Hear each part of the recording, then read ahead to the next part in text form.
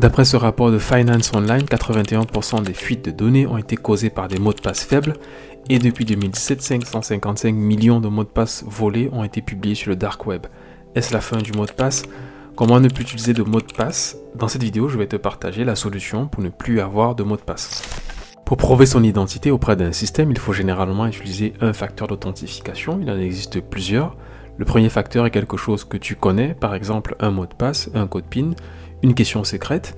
Un mot de passe simple peut être facilement cassé par un pirate. Il faut généralement utiliser un mot de passe complexe, donc constitué de majuscules, minuscules, caractères spéciaux, répétitions de caractères, etc. et un mot de passe long. Changer régulièrement son mot de passe et ne pas réutiliser le même mot de passe sur plusieurs systèmes. Le second facteur d'authentification est quelque chose que tu es et qui ne change généralement pas, par exemple les empreintes digitales, l'iris, la reconnaissance vocale, faciale ou d'autres données biométriques.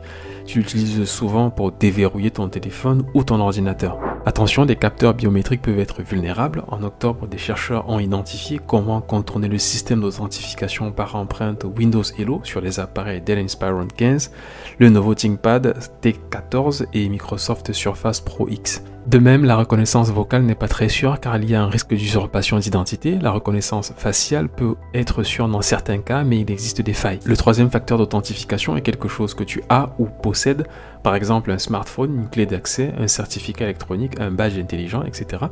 Lorsque tu souhaites accéder à une application, tu reçois sur ton smartphone un code via SMS ou une notification à valider ou un nombre à saisir.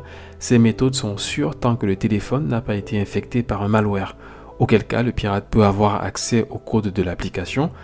Pour sécuriser l'application, il faut utiliser un code PIN ou une empreinte, sinon tu peux utiliser une clé physique qui contient aussi un capteur d'empreinte. L'agence américaine de cybersécurité a partagé cette image qui résume très bien le niveau de sécurité de chaque facteur d'authentification, du plus faible à gauche au plus robuste à droite. Le plus sûr est l'utilisation d'une clé d'accès avec l'architecture FIDO ou une infrastructure à clé publique dont je parle dans cette vidéo. Pour sécuriser les accès aux applications, il faut utiliser au moins deux facteurs d'authentification. La combinaison qui est souvent utilisée est l'identifiant mot de passe et un code unique envoyé via une application ou une notification à valider, ou bien une clé d'authentification couplée avec un capteur d'empreinte. Je reviens sur la clé d'accès dont j'ai parlé dans le troisième facteur d'authentification. Cette clé peut être aussi utilisée sur des applications qui supportent l'authentification sans mot de passe. Supposons que je souhaite mettre en place l'accès à Outlook sans mot de passe et avec une clé d'accès. Première étape, il te faut une clé d'accès. J'ai utilisé une clé Yubico commandée sur Amazon. Je mettrai le lien dans la description. Toutes les applications sont compatibles avec la clé Yubico. Je te mettrai aussi le lien de cette page dans la description. Sur Windows 11, menu compte, clique sur Gérer. Ensuite, il faut toucher la clé de sécurité pour démarrer la configuration d'un code PIN. Je configure mon compte Outlook pour une authentification avec ma clé physique. J'ajoute un mode de connexion. Le mode de connexion est USB. Je clique sur Suivant. Je sélectionne l'option clé de sécurité et je clique sur Suivant. Un message m'indique que je vais configurer sur Firefox une clé de sécurité pour mon adresse hotmail.com. Un autre message m'indique que Microsoft va enregistrer des données sur ma clé pour l'authentification. Il faut rentrer le code PIN configuré précédemment. Je touche ma clé, ce qui valide que je suis en possession de la clé. La procédure est terminée. Je donne un nom à la clé dans Microsoft. Tout est prêt pour l'utilisation de notre clé de sécurité. Vérifie que la clé configurée précédemment apparaît bien. Lors de la prochaine connexion, je rentre mon adresse email, puis je clique sur Clé secrète, sélectionne l'option Clé de sécurité, je rentre le code PIN pour la clé de sécurité, je confirme que je suis en possession de la clé en touchant la clé, et voilà, j'ai accès à mes emails Outlook sans utiliser un mot de passe. Avant de te présenter la suite, n'oublie pas de t'abonner et d'activer la cloche de notification si tu aimes ce contenu. Je travaille dans la cybersécurité depuis quelques années et je publie une vidéo par semaine sur ce domaine et sur les technologies. Tu vas certainement te demander comment cette petite clé fait pour m'authentifier sur Outlook. En réalité, la clé d'accès, le navigateur web et le serveur d'Outlook utilisent des protocoles spécifiés dans FIDO2 conçus pour permettre une authentification facile, sécurisée et sans mot de passe. FIDO2 est un ensemble de protocoles développés par l'Alliance FIDO et le W3 Consortium.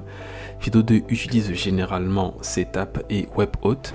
CTAP définit le protocole de communication entre le client tel qu'un navigateur web et l'authentificateur comme notre clé d'accès. WebAuth permet aux utilisateurs de s'authentifier sur des sites web en utilisant des méthodes sans mot de passe. Ce sont ces deux éléments qui vont fournir une expérience utilisateur sans mot de passe.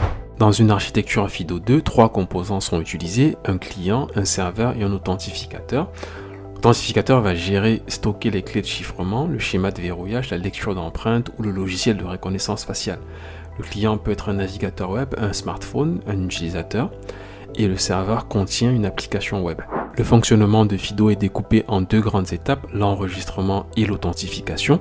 Pendant l'enregistrement, le client va sur un serveur qui supporte l'authentification sans mot de passe, puis il clique sur s'enregistrer. Le serveur va proposer un ou plusieurs authentificateurs supportés par l'appareil de l'utilisateur et le serveur. Le client choisit un authentificateur. Ce choix va entraîner la génération d'une clé privée et d'une clé publique sur un appareil physique du client, par exemple un smartphone ou une clé. Cette paire de clés est associée à un seul compte et au service auquel souhaite accéder le client. Le client envoie sa clé publique au serveur qui va l'associer au compte du client. La clé privée et les informations biométriques ne sont jamais partagées et sont stockées sur un appareil du client. À partir de cet instant, le client et le serveur se sont mis d'accord pour créer un compte et le moyen de s'authentifier sans mot de passe. Lors de la première authentification, le serveur demande au client d'utiliser le même appareil que lors de l'enregistrement. Le client déverrouille l'accès à l'authentificateur avec, par exemple, une empreinte. Le serveur fournit à l'appareil du client un moyen de sélectionner la bonne clé privée afin de signer un message. Le client envoie le message signé au serveur qui va vérifier le message avec la clé publique du client et valider l'authentification. Ce mode d'authentification est résistant au phishing. Le hacker doit avoir ta clé et ton empreinte pour s'authentifier. 99,9% des attaques peuvent être bloquées en utilisant plusieurs facteurs d'authentification. Une petite remarque sur la sécurité du matériel dans une clé d'accès. Des chercheurs basés à Montpellier ont découvert en 2021 qu'il était possible de cloner une clé. Cette faille, dont l'identifiant est CVE 2021-3011, concernait uniquement ces clés. Attention, le clonage n'est possible que si le pirate a accès à la clé et s'il a l'empreinte. Et les clés physiques récentes sont plutôt robustes. Tu dois utiliser une clé d'authentification et un capteur d'empreinte lorsque les sites web supportent ces fonctionnalités.